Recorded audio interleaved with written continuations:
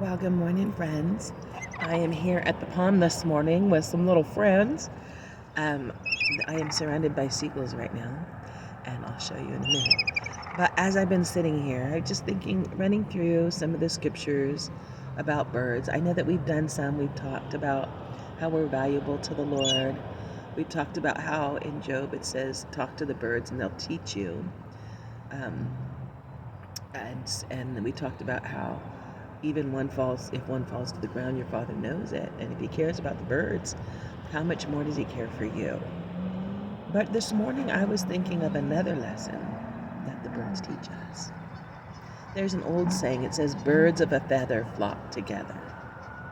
So I think that that's one thing to remember, how we're connected, each one of us. God created us to connect. He created us to enjoy one another. He created us to support one another. And so we are interwoven in the fabric of life and in the circle of life. And birds are one of the clear communities that we see flocking, right? And there's something else that I was thinking about when I think about flocking together. And that's also that when we're hanging out with people, we want to also remember that we are an influence on people, whether it's a good influence or whether it's a bad influence.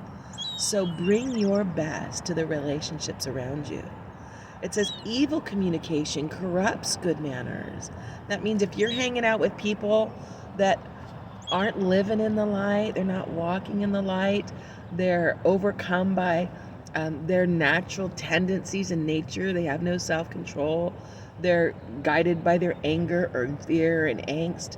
We want to be a witness and a light to them, but that's different than walking in connection and in your heart with one another. And so be careful how you bring people into your inner circle, into the places where you walk in the light and you carry the light, so that you do that consistently, God honoringly. And yes, we need to go out and be a witness. So I'm not saying hold back and be afraid. No, I'm saying be so powerful that you influence everything, but also realize while you're out there influencing things, there are things that can influence you.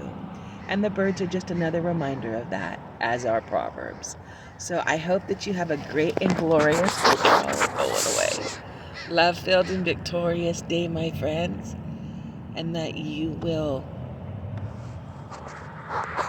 enjoy this little greeting that I heard last night. Be gentle, be loving, be kind. Be gentle, be loving, be kind. Have a great day. Bye.